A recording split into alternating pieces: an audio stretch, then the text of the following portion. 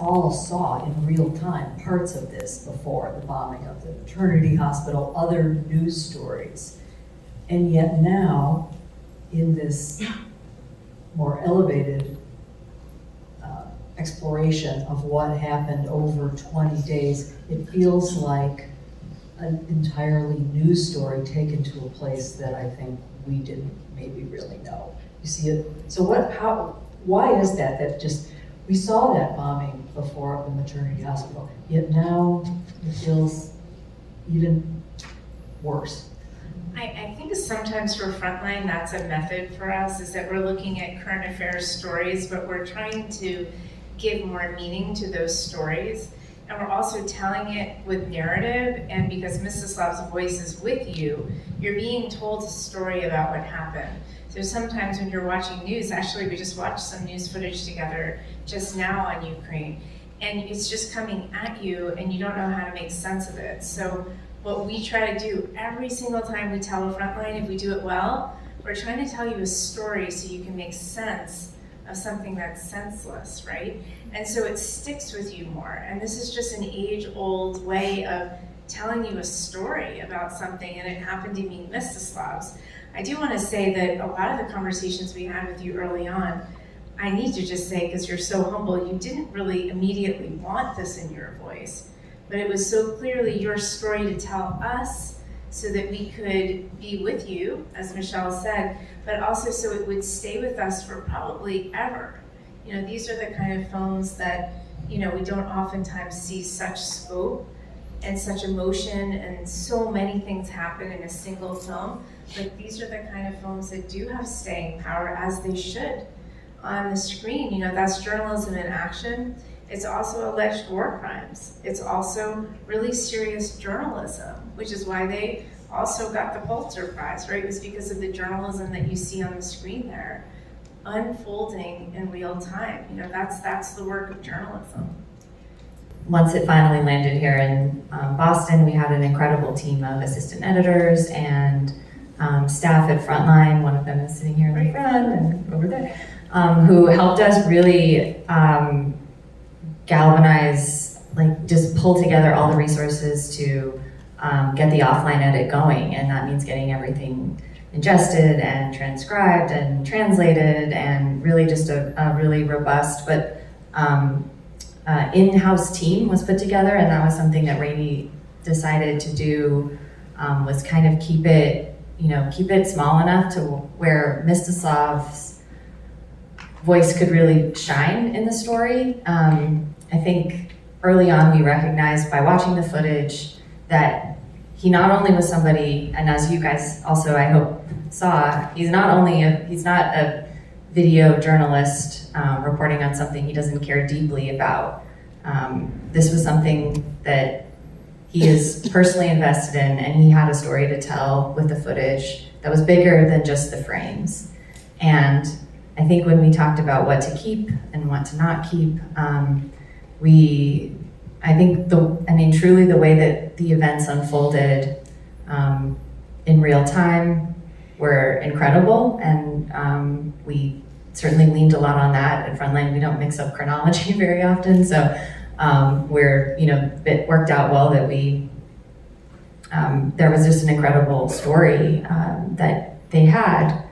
But I think the other thing we decided to keep in rather than taking out were the moments that you felt like Mstyslav was with you, because the footage is very hard to watch. And I'll note, people say often that the footage it's graphic, it's gruesome, it's like, they respond a lot to the visceral nature of the footage. We actually blur most of the things that you might consider to be, too much. I think what people are responding to rightly is the emotion around, what you see, the parents, their reactions.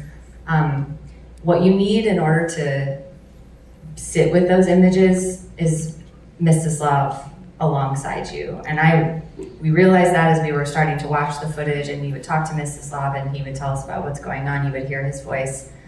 So that was, essential to, I think, being able to handle watching the video, watching the footage, as well as sort of keeping the moments in that he was holding the camera and he would put it down, and you would feel like he was processing what he just saw. And so we keep those moments in rather than cutting them out, so that you are with him. To continue, where are you gonna go? Have you been back to Mariupol since this? So Mariupol, I cannot tell you precisely for security reasons where I'm going. Sorry. But we do work. We move along the front line to wherever there is action. Or sometimes we follow characters, but I still shoot news daily. Although I am on the lookout for longer, more comprehensive, deeper stories.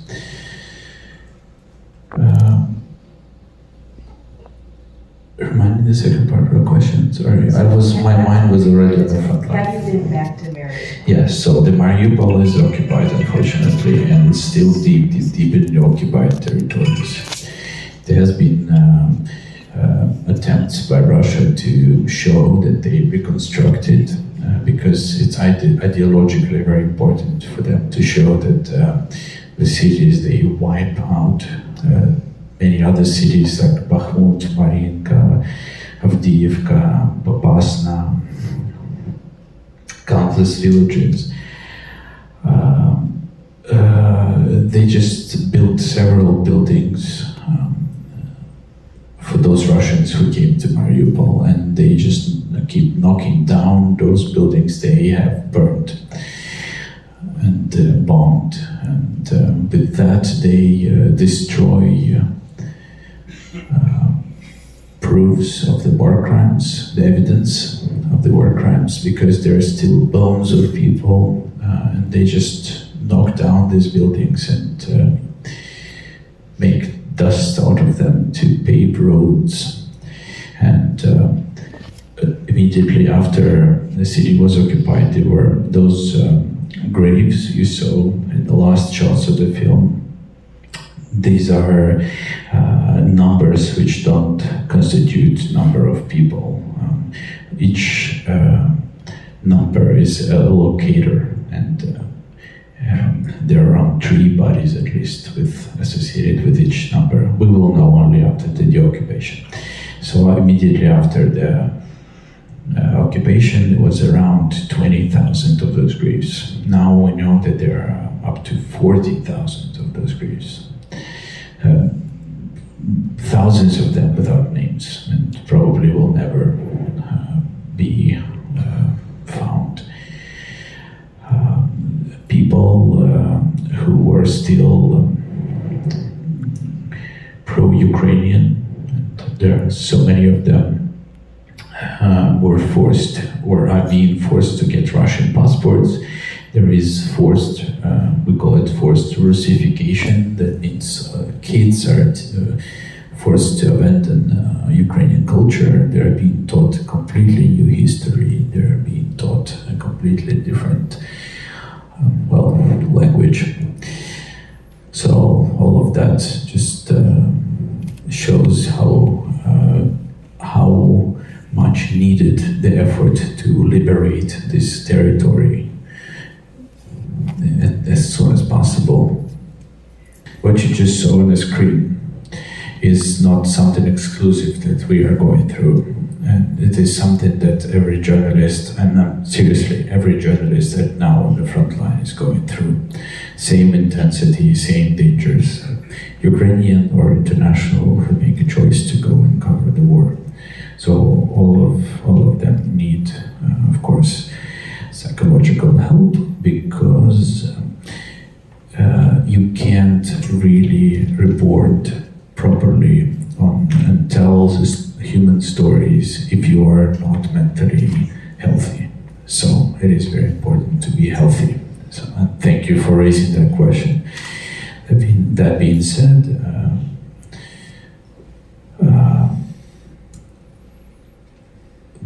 there is, as an employee of Associated Press, I am provided, if needed, with psychological help. I am not currently using it because there is so much things to do, and there is this constant movement forward that while you're moving, it's okay. When you stop, when there is silence, that's when it hits hard. So far, I didn't have chance to be in silence, but yeah, it will happen eventually, and I will definitely spend time dealing with this. Thank you. Thank you for your candor. My family's in Kyiv, and I think, as you mentioned, you've been documenting this war for 9 years, and as you said in the film, the destruction never stops, and it just keeps getting worse over the past 500 days. But what keeps you going, and what keeps you moving, and what do you hope your work will do in the future? That's a lot of questions. all great, because I think about them a lot. This, what you just saw, keeps me going. I couldn't, even if I wanted, and again, AP editors were very kind, and they said, look, if you want to stop covering the war, we totally understand it, you don't have to continue. But I said, well, how can I stop? Send me to my hometown, which was heavily bombarded at that moment. So what we've experienced has actually propelled us to move forward, to do more. That's one. And two, I think as many people in the world, and almost, I think, all Ukrainians, I am so inspired by what happened to all of us. So this horrible thing happened, this invasion. And it's better that it wouldn't happen. But what it made to Ukrainians, and to my generation, your generation, and probably all of us, is that it helped us to build a very strong identity. Ukrainian identity exists for thousands of years, but these tragedies, they reinforced the unity within the society, the resilience and the strength, which I never knew was there. So that inspires me a lot. Just looking at Ukrainians and telling their stories, that inspires me a lot.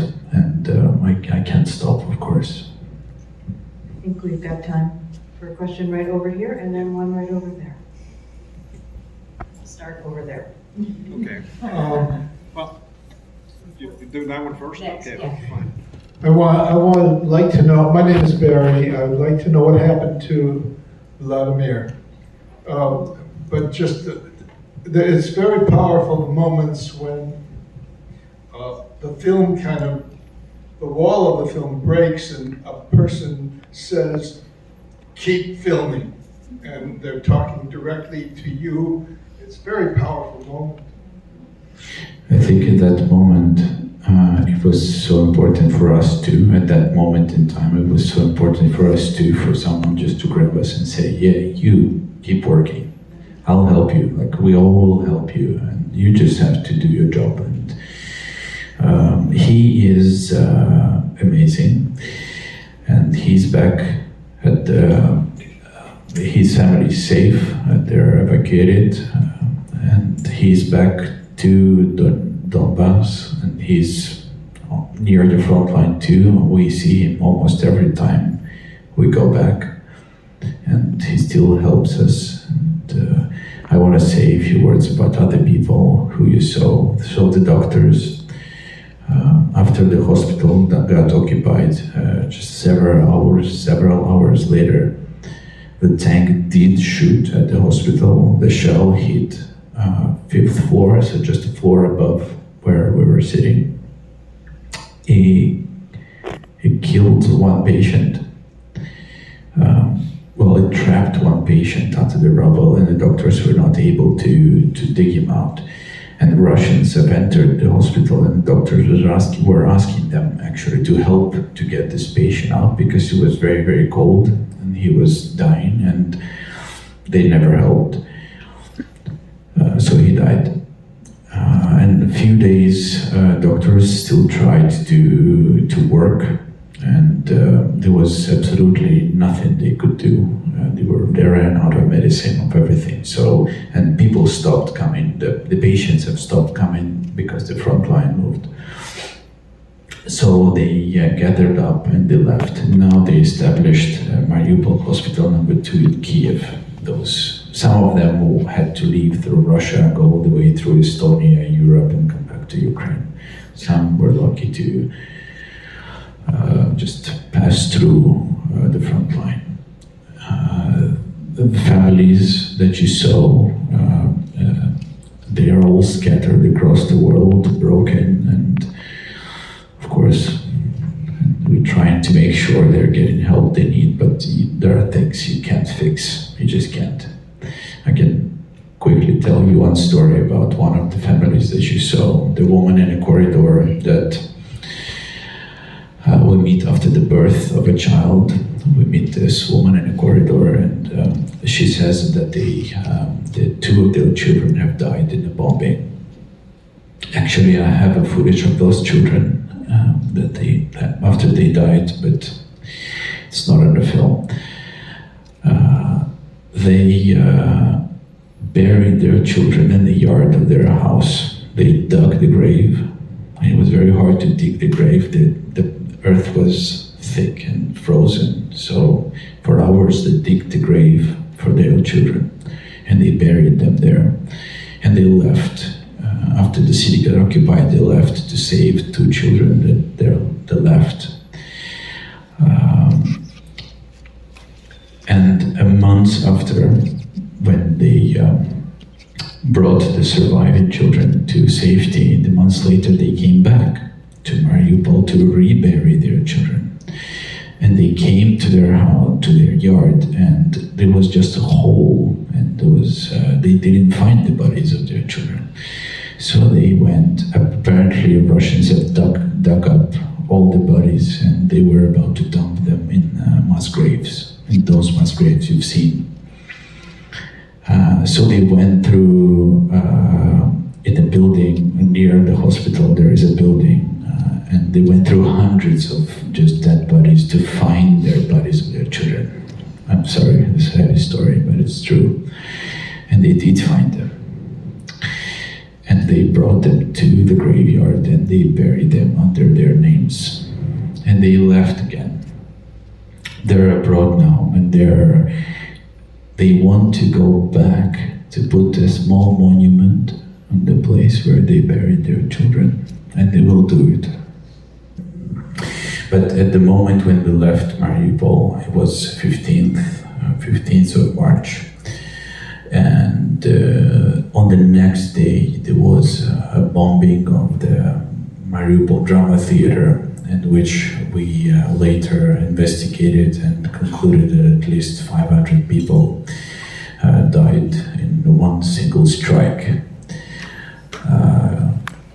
And we felt so heartbroken. We felt the need to do more. I think I tried to transfer that feeling through the film. And I wanted to show the scale and the destruction, but not just with like 1 minute or 2 minute news. I really wanted to do something bigger that will stay. I don't want to say stay in history because it doesn't sound too pretentious, but it would just stay against time. And I was lucky that the EP had this amazing partnership with the Frontline, and we got connected and almost immediately started exchanging the ideas with Michelle. And after 6 months, there was already kind of a good cut of that. You know, there's a doctor, Mstyslav, at the end of the movie who says, you get used to everything, but then at night it does not leave your mind. So you're filming this is your home country, your family is there. How do you cope with what you saw and what you did? How do you make it come together in your head?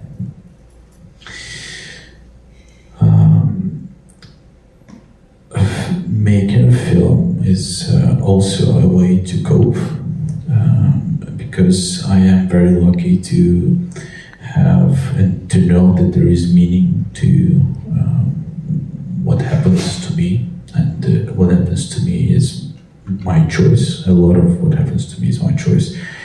On contrary, those people whose stories we're trying to tell, they did not choose that happened to them, and that's I think the hardest part of a war trauma, because it's very hard to make sense why this is happening to you, to when you are there. And I think this is one of the most central questions that there is in the film, and it is actually in the film when Kirill's mom, Marina, is asking God maybe, or just herself, why this happened, and there is no answer. I think this all, I just want to mention that 9 years ago, Boeing airplane MH17 flight was shot down over the Donetsk region. It was shot down by Russians. That is already proven by trial, by investigation. And I was one of the first journalists who were there at that, and probably the war reporting has started for me there. And since that point, I knew that I need to learn how to live with that. So yeah, it's already 9 years that I'm trying to deal with it. Michelle, as the editor of this film, the images are so compelling, the story is so moving. How did you decide what to keep in and what to edit out? I also want to say thank you to everyone here who worked on the film. I see faces before So many answering. faces. It is, Thank as you. Mstyslav said, Yeah. this was a place where this film was edited, and with documentaries, that is where the films are made, I say, as an editor. So, no, but yeah, really, you're surrounded by some people who put so much work into this film, so thank you to them.